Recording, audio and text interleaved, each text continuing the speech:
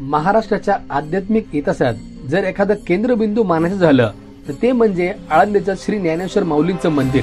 लाखो वारकरी भक्तांच्या श्रद्धेचं अखंड दीपस्तंभ. माऊलींनी वयाच्या अवघ्या 16व्या वर्षी ज्ञानेश्वरी सारखा अमर ग्रंथ लिहिला, जो भगवद्गीतेचं सहज आणि प्रेमळ भाषांतर आहे आणि जो आजही लाखो वारकऱ्यांच्या ओठावर आहे. पंढरपूरचा वारी सोहळा, ज्यात शेकडो मैल पायी चालत वारकरी विठ्ठल दर्शनाकडे निघतात, त्या वारीचा गाभा म्हणजे आळंदी. 13व्या शतकात माऊलींनी वयाच्या 21व्या वर्षी संजीवन समाधी घेतली, म्हणजेच मृत्यू न येता चेतना आणि आत्मशक्ती यांना जिवंत ठेवून समाधीस्थ झाले, असा भक्तांचा दृढ विश्वास. पण 1972 मध्ये याच विश्वासाला चॅलेंज केलं गेलं. काही वैज्ञानिक प्रवृत्तीच्या कार्यकर्त्यांनी या श्रद्धेचं सत्य तपासायचं ठरवलं आणि गरज पडलीच तर माऊलींची समाधी उघडण्याचा देखील त्यांचा मानस होता. पण नेमकं पुढे काय झालं, ही सर्वच गोष्ट उलगडून सांगणारा आपला हा व्हिडिओ. नमस्कार, स्वागत आहे आपल्या या रापचिक व्हिडिओमध्ये. सन 1972 भारत एका नव्या वाटेवर होता. देशात नव्या सामाजिक चळवळी उभ्या राहत होत्या. विज्ञान आणि तंत्रज्ञान प्रगती करत होतं आणि तरुणांमध्ये पुरातन श्रद्धांकडे लॉजिकच्या नजरेने पाहण्याची दृष्टी डेव्हलप होत होती. याच काळात काही बुद्धिवादी आणि शास्त्रीय दृष्टिकोन असलेल्या कार्यकर्त्यांनी आळंदीतील माऊलींची संजीवन समाधी ही भावनिक अंधश्रद्धा आहे असं त्यांना वाटू लागलं आणि त्यांनी ठरवलं की यावर वैज्ञानिक दृष्टिकोनातून तपासणी करायला हवी. ही संजीवन समाधी खरी की भक्तांची कल्पना, असे त्यांचे प्रश्न. यामध्ये होते पुण्यातील काही अंधश्रद्धा निर्मूलन कार्यकर्ते आणि 2-3 परदेशी डॉक्टर. त्यांनी अगदी स्पष्टपणे सांगितलं की गरज पडल्यास आम्ही समाधी उघडून पाहणार. ही बातमी वाऱ्यासारखी आळंदीवर पसरली. आळंदीतील वातावरण ढवळून निघालं. भाविकांमध्ये राग, दुःख आणि अस्वस्थता स्पष्ट दिसत होती. काही जण समोरून रडत होते, काही जण तर हात जोडून विनंती करत होते की माऊलींच्या समाधीला हात लावू नका. संत ज्ञानेश्वर हे वारकरी संप्रदायाचं हृदय आहे. समाधी म्हणजे केवळ दगडमाती नव्हे तर ती भक्तांचं एक चैतन्य आहे. ही सर्व परिस्थिती बघता एक व्यक्ती पुढे आली, ती म्हणजे हरिभक्त परायण मामासाहेब दांडेकर. ते केवळ वारकरी नव्हते तर या संप्रदायाचा चेहरा होते.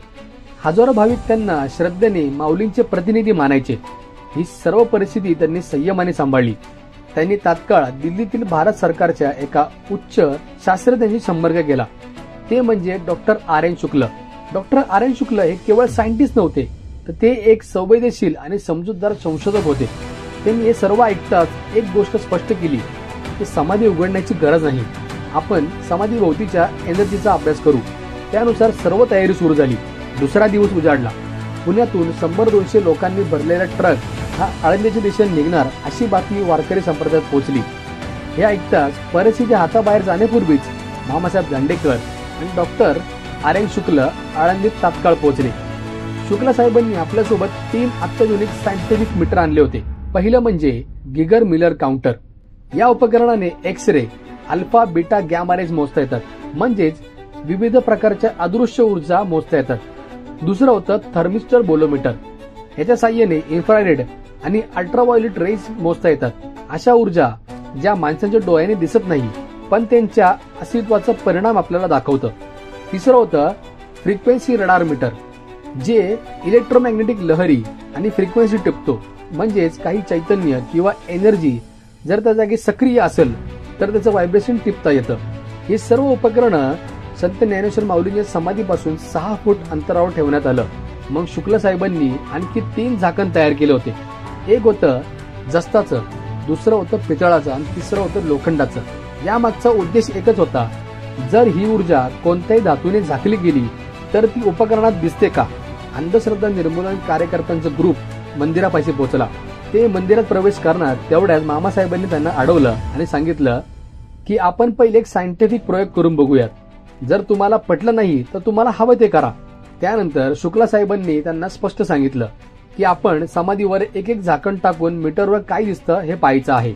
तुम्ही ते बघाल तेव्हा आम्ही इथे थांबणार नाही, आम्ही बाहेर निघून जाऊ. हे ऐकताच त्या ग्रुपमधील काही 10-12 प्रमुख मंडळी पुढे आली. त्यांना गाभाऱ्यात नेण्यात आलं.